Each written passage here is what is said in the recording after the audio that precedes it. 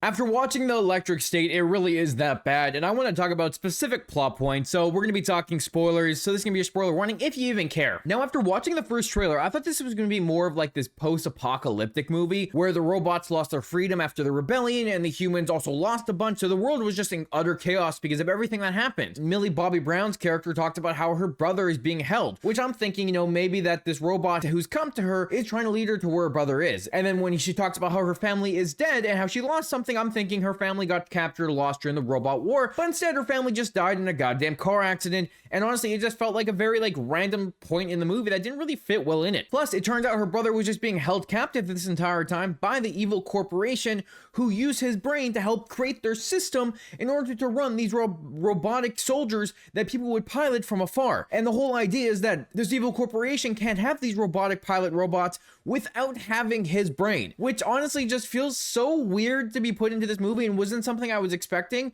Just have this evil corporation that's just running the world in a way, pretty much just a moot point to where we are in reality right now with how capitalism is. And I just thought it was such a terrible point in the movie that really didn't work. Don't get me wrong, there were some fun moments. I could find a little bit of joy in this movie, but the major plot points that really led the story, I didn't think worked at all for the movie. The concept, the idea seemed interesting, but however, the way it ended up turning out was just something that it didn't look like what it was in the trailer, and I was honestly most disappointed from that. I still think the biggest flaw in the movie is that this evil corporation is taking this boy's brain to run their system, but also at the same time that Millie Bobby Brown's character's family was killed in a car accident rather than being killed in the robot war. What if the whole story was her coming to terms and having to live with robots, understand them, even having this hatred for them because her family died because of them? But instead, that's not what the movie was, and it was just them going on this random adventure to stop this evil corporation by going to 3 different places and then going back to Seattle. Honestly, just at the end of the day, a very disappointing movie. But let me know, what did you think of that plot, and how do you feel about it?